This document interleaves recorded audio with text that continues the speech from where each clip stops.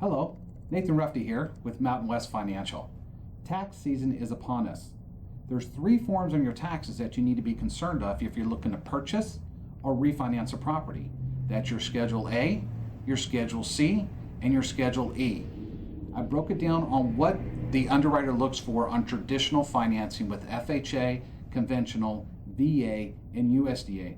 Take a look on how the underwriter breaks it down, because I don't want you to have this pitfall when you file your taxes if you're looking to purchase a home or refinance one in the coming months. Take a look. All right, here is the video I want to show you regarding your taxes for Schedule A, Schedule C, and Schedule E.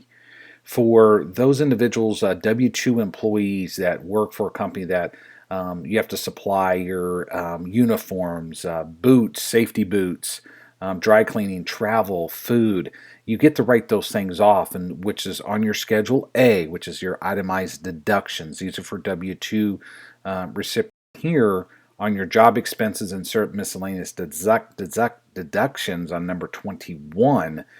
You see this individual wrote off $23,237. What the underwriter does for conventional FHA, VA, and USDA, let's say this individual made $63,000 on gross on the W-2. Well, we have to back this $23,000 out of that $63,000. Now the qualifying income that we can use is $40,000. So that individual's purchasing power or refinance ability has lessened. The purchasing power has decreased because now 63 just went to 40. So watch those deductions. It's always nice to have those write-offs, because the more you write off, the less you have to pay, and the more you may get back on from the IRS. But do watch those expenses, because when you're looking to purchase a home at $300,000, well, a $40,000 a year income is not going to sustain a $300,000 purchase price. So do watch that. Okay, your next one's going to be your Schedule C employees. These are individuals who own a small business that they want to write off for Schedule C. Well, gross wise, this individual made $76,376. Well, on the underwrite, we don't take the $76,000, we take the $32,000. So you can see this individual's income. We also can add a little bit back in, but it's not going to make that big of a difference between 76 and 32. So for Schedule C income earners, you do want to watch how much write-off that you're going to have with your bodies here, advertising, car expenses. You got to watch those. So before obviously you don't want to pay taxes on $76,000. So those individuals want to write off as much as they can to lessen this amount. And even I've seen it a negative, or even down close to $100 or $1,000.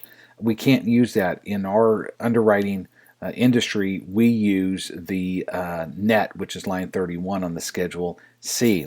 So I know it's going to be painful to claim as much income and pay all those taxes, but if you're looking to do a refinance or you're looking to do a purchase, this will affect your ability to purchase and own a home or refinance an existing home. So do watch those before you start writing off a bunch of deductions to lessen your gross amount from your net amount.